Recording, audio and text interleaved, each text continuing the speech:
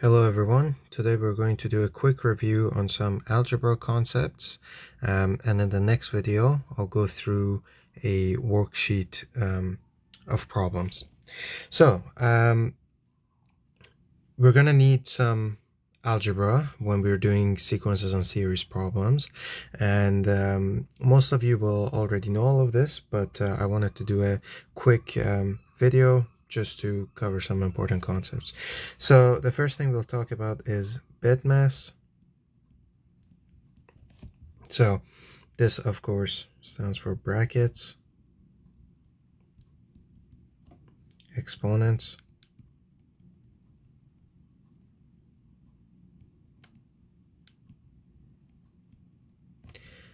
division and multiplication,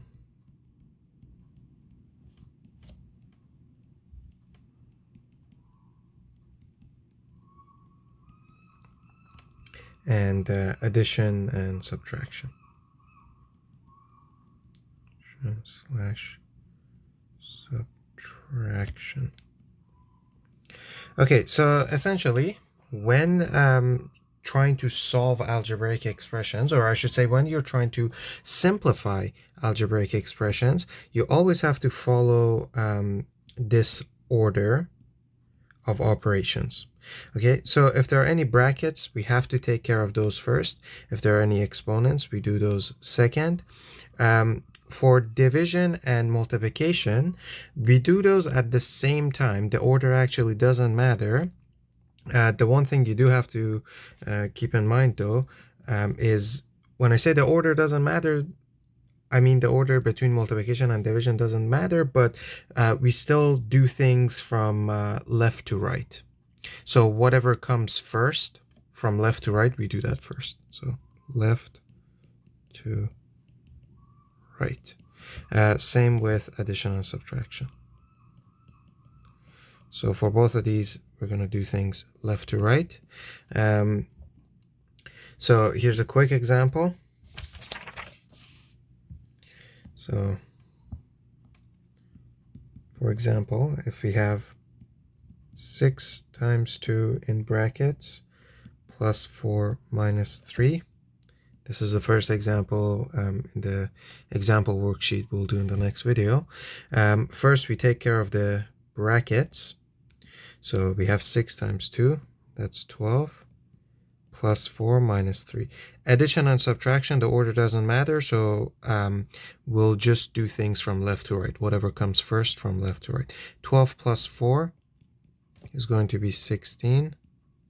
16 minus 3 will be 13, and that's our final answer.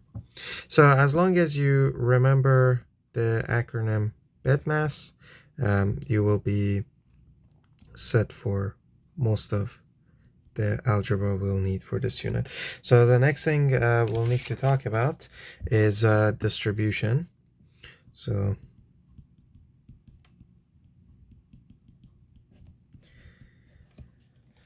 at times we'll need to remember how to distribute. So if we have a number like 3 times x minus 5, of course the way we distribute this is we multiply the 3 into the brackets. We multiply it by x and 5, so this will be 3x minus 15. An important example that students usually make a mistake with is if you have a bracket and there's a negative sign on the outside of the brackets. So here, you actually have to distribute in the negative sign. So even though there's no number here, the negative there is technically a -1, which needs to be distributed in. So if we distribute the negative in, we get negative x, and -1 times -5, that's plus 5. Okay, so that's the second topic, distribution. We should also do a review of FOIL. So let's say we have two expressions like this being multiplied by one another. So what we can do here is use a concept called FOIL. and this stands for first, outside, inside, and last. So what does first, outside, inside, last mean? It just means to multiply these two. We are essentially doing distribution, but the FOIL acronym makes it easy to remember. To multiply these two, we multiply the first items or first terms in each set of brackets first. So x times 3x, those are the firsts. That gives us 3x squared. Then we multiply the outsides. So these two would be considered the outsides if we look at these and think of this as like a box. The outside two terms are the x and the 2. So x times 2, that's going to give us 2x. The insides, so those are these two, right? Again, think of it as a box. The inner terms are the -5 and 3x. So that's going to be -15x. And the L stands for last. The last terms are these two, -5 times 2, so -10. Next, we'll notice that there's two like terms, right? These both have x to the power of 1 because they have the same power, x to the power of 1. That makes them like terms, and so we can collect them together. So this is 3x squared. 2x minus 15x, that's -13x minus 10. So that's the final answer. The last thing to talk about is how we solve for x in algebraic expressions. And so solve for x. We'll do a quick example here. So let's say we have something like a equals to bx plus c.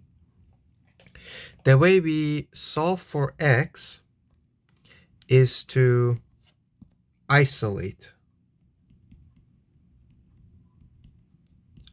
x. So by isolating x, we mean that we're going to have to keep x on one side and move everything else to the other side. And the order of operations that you will have to use when solving for things, solving for x, is exactly the reverse of bitmass. So if you reverse bitmass, we can say you solve for x or isolate for x using SAM dip. So that's just the reverse of bitmass. So let's take a look at this example. Here, we're going to take a look at the S. This S stands for subtraction and A for addition. So it's saying if there's any subtraction or addition, you want to undo those first. So here we have a plus C. That's an addition. I want to undo those. I want to move them away from x so that x is by itself, isolated. The way we can do that is by subtracting c from both sides. In algebra, whenever we are solving for something, whatever we do to one side, we have to do to the other side as well. We always have to do the same thing to both sides. So if we subtract c from both sides, on the left side, we get a minus c. On the right side, we get bx, and then c, positive c minus c, that goes away. That gives us 0. So those were all the subtractions. Now, the next two terms here in the acronym, letters in the acronym, are M and D, so that stands for multiplication and division. It says if we have any multiplication or division, we have to undo those next. So we do have a multiplication here, and so we'll have to undo it in order to get x by itself. What's the opposite of multiplying by b? Well, it's division by b. Again, whatever we do to one side, we have to do to the other side as well. And so we get that a minus c over b is equal to x. The b's here cancel out. And so this is the final answer. Okay, I hope you guys enjoyed this video. If you have any questions, put them in the comment section. And in the next video, we'll work through a number of examples to solidify our understanding of this. See you in the next one.